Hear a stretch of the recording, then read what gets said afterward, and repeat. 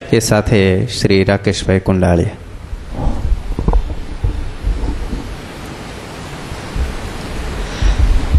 ઈષ્ટદેવ સ્વામિનારાયણ ભગવાન, પરમ પૂજ્ય જોગી સ્વામી મહારાજ, ગુરુસ્થાને બેસેલા દેવપ્રસાદ સ્વામીજી, ધામધામથી પધારેલા સંતો, પૂજનીય સંતો, હરિભક્તો, નજાજેથી જય સ્વામિનારાયણ.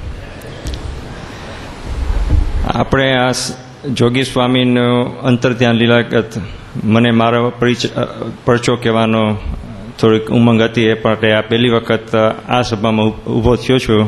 કંઈ ભૂલચેક થાય તો માફ કરજો.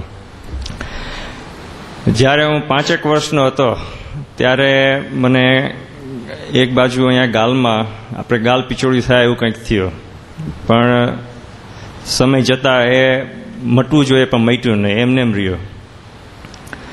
પછી એની તપાસ કરવા માટે હું ને મારા બાપુજી જુનાગઢ ગયા. ડૉક્ટરોને બતાવ્યા, એક્સરે પાડ્યા.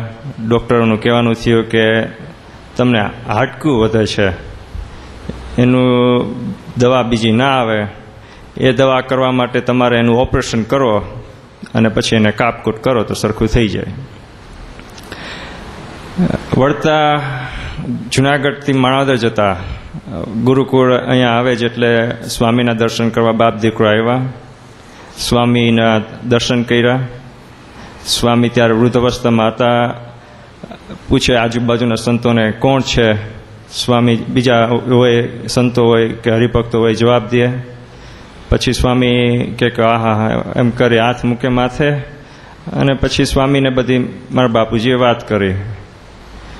પછી સ્વામીએ સામેથી કીધું કે આપણે એ નથી કરવું કાંઈ, અને તમે કડવો ખરખોરાનું જે હોય છે લાકડા જેવું હતું એને લેપન કરી એને ઘસીને લેપ બનાવો ને લેપ લગાડજો, ભગવાન સારું કરશે.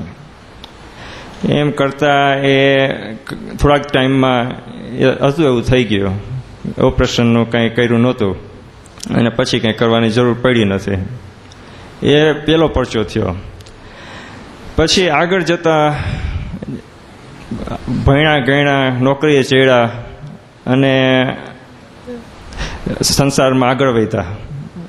તો પણ સત્સંગ બાપ દાદાનો હતો, કોઈ દી પોતાનો નહોતો કર્યો. પછી ઘરનાઓને જોઈને, આજુબાજુનું વાતાવરણ જોઈને એમ થયું કે આમાં છે શું, કંઈક જાણવા જેવું હશે. તો પોતાની રીતે જાણ્યું કણ્યું, તોય પણ જોઈ એટલું પૂરું ના મળ્યું.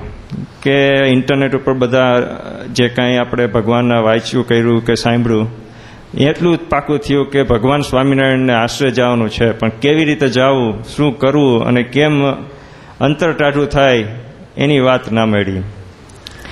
અને એ માટે જોગી સ્વામી અને આ સત્સંગ મંડળે મારા ઉપર મોટામાં મોટો પરચો દીધો કે જે ઝવેરી જોઈએ જેના વગર આપણે નંગની તમારી કિંમત ના થાય, કોની કેટલી કિંમત છે, શું જાણવું, શું કરવું, કેમ સમજવું, એવા એક ઝવેરી મળ્યા.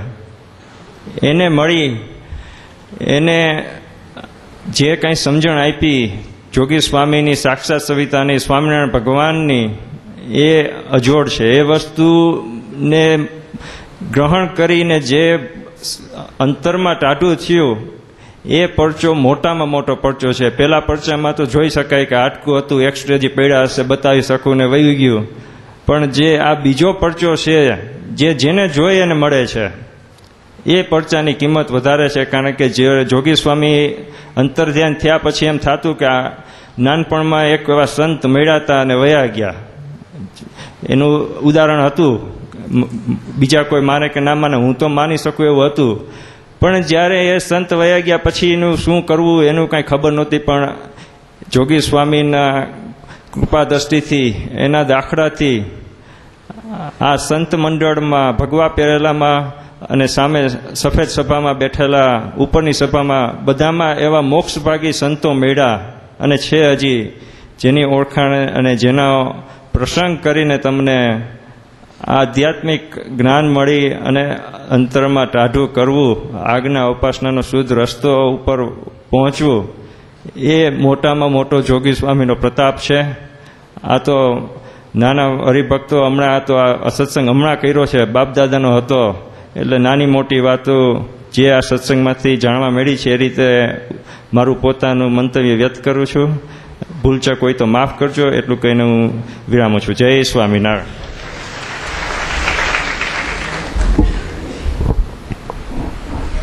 હવે આગળ હરિભક્તોના પ્રવચનોમાં પરમ ભક્ત શ્રી ચૌહાણ શૈલેષભાઈ.